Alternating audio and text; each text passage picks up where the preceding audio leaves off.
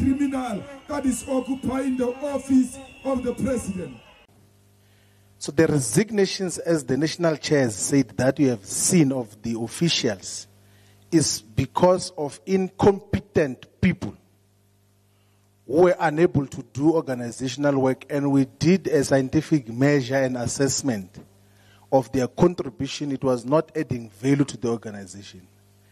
And the discussion was that we're going to a national convention. Do we go to the membership and say that these are leaders when we know that they are not capable of fulfilling the tasks that is expected of them?